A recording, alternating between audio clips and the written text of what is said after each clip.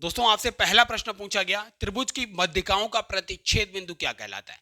तो दोस्तों जो त्रिभुज की मध्यिकाएं हैं, इसका प्रतिच्छेद बिंदु जो होता है वो केंद्रक कहलाता है। दोस्तों परिकेंद्र भी याद रखिए, जो त्रिभुज के समद्विभाजक होते हैं उनके प्रतिच्छेद बिंदु को परिकेंद्र कहते हैं। और जो दोस्तों त्रिभुज की तीनों भुजाओं पर डाले गए जो लंब होते हैं उनके प्रतिच्छेद बिंदु को लंब केंद्र कहते हैं। और दोस्तों याद रखिए, जो त्रिभुज के तीनों कोणों का जो समद्विभाजक जहां प्रतिच्छेदित करता है उसे कहते हैं अंतः केंद्र। तो इनको भी आप याद रखिए, आगामी एग्जाम में आपके ये भी पूछे जा सकते हैं। अगला प्रश्न आपसे पूछा गया, समान लंबाई वाले दो रेल इंजन समान दिशाओं में 18 किलोमीटर प्रति घंटा और 36 किलोमीटर प्रति घंटा की चाल से चल रहे हैं। यदि तेज चाल से गतिमान इंजन धीमी चाल से गतिमान इंजन को 8 सेकंड में पार करता है तो प्रत्येक रेल इंजन की लंबाई क्या होगी। दोस्तों देखिए, दोनों इंजन समान दिशा में जा रहे हैं तो इनके बीच कुल चाल कितनी हो जाएगी, दोनों इंजन की चालों का अंतर हो जाएगा 36 माइनस 18, अर्थात 18 किलोमीटर प्रति घंटा जो हो जाएगा ये हो जाएगी कुल चाल।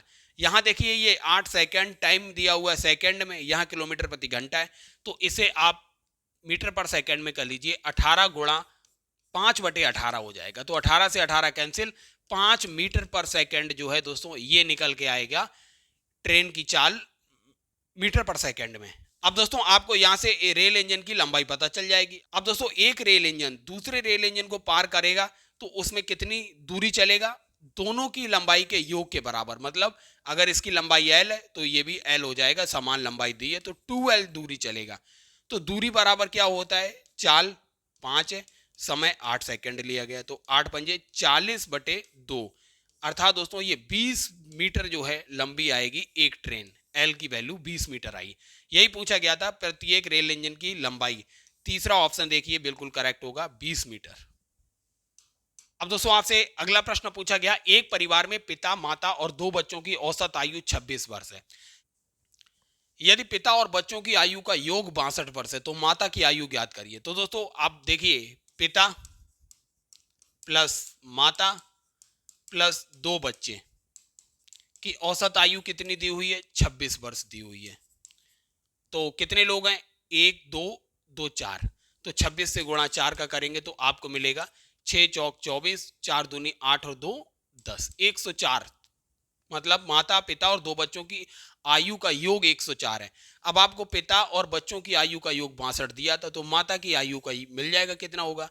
तो माता की आयु बराबर हो जाएगी 104 माइनस का 62, बराबर कितना मिलेगा, 42 वर्ष जो है बचा हुआ है वो माता की आयु है। दूसरा ऑप्शन बिल्कुल करेक्ट है। अगला प्रश्न आपसे पूछा गया, लक्ष्मण और भारत ने क्रमशः 48,000 72,000 के निवेश को एक साथ व्यवसाय शुरू किया, 6530 रुपए का वार्षिक लाभ हुआ, तो भरत का हिस्सा दोस्तों कितना होगा। तो दोस्तों सबसे पहले लक्ष्मण और भरत का वो निकाल लेते हैं कि इन्वेस्टमेंट का रेशियो क्या था।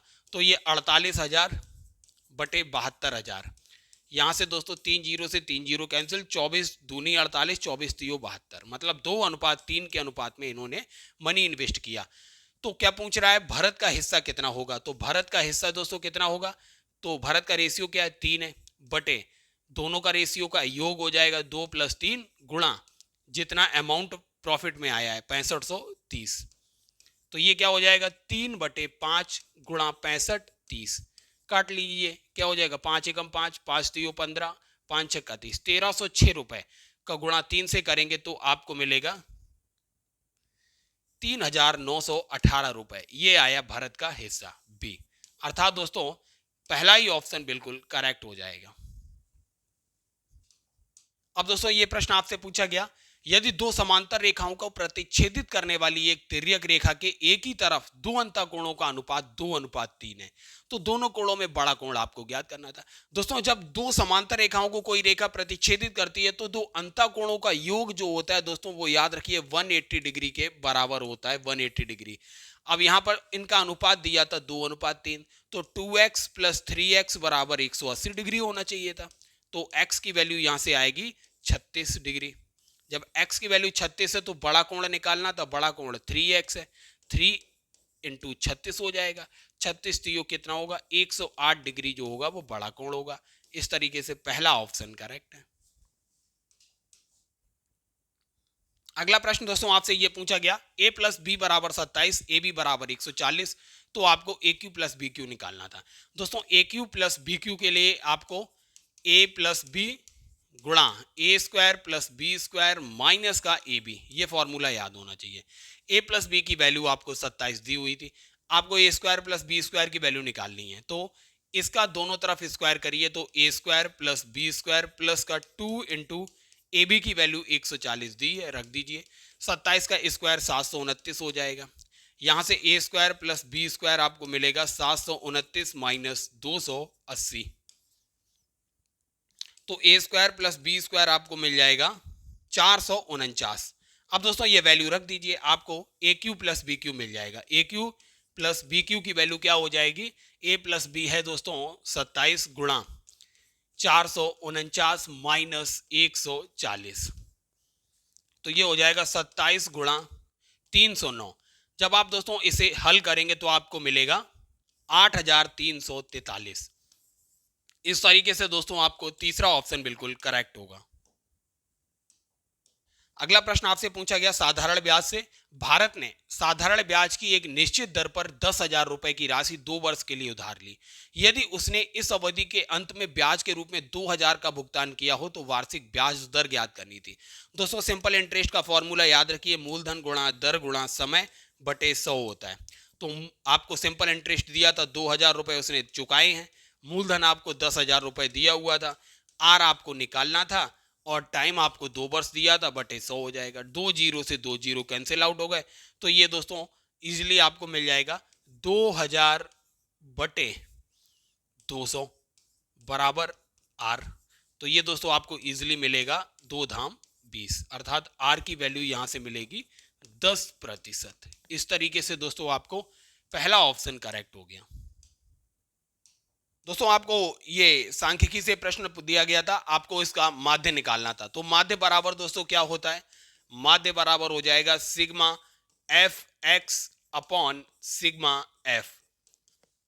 तो सिग्मा एफ एक्स निकालने के लिए क्या करेंगे, एफ और एक्स का गुणा करेंगे, 5 3 15, 3 दूनी 6, 10 चौक 40, 2 चौकू 8, 5 छक्का 30, और जब आप इन सब को ऐड करेंगे तो आपको मिलेगा 99 मिलेगा। और सिग्मा एफ करेंगे, आप जब फ्रीक्वेंसी को सारी को ऐड करेंगे तो आपको मिलेगा 20। तो आप वैल्यू रखिए 99 अपॉन 20, तो ये आपको मिलेगा 4.95, यही इसका माध्य होगा। इस तरीके से दोस्तों पहला ऑप्शन बिल्कुल करेक्ट हो जाएगा। अगला प्रश्न आपसे पूछा गया, एक दुकानदार ने 28,000 के अंकित मूल्य वाली वस्तु पर 10% और 15% की क्रमिक छूट दी, तो वस्तु का विक्रय मूल्य क्या होगा।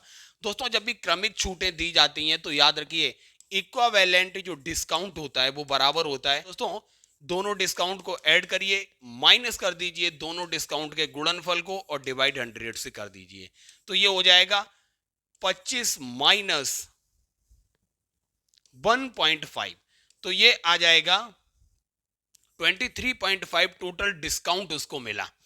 अब दोस्तों क्या करना है, आपको विक्रय मूल्य निकालना है, तो विक्रय मूल्य बराबर क्या हो जाएगा 28,000 का कितना प्रतिशत हो जाएगा 23.5%, छूट दे दी है तो 100 माइनस 23.5 होगा 76.5 हो जाएगा।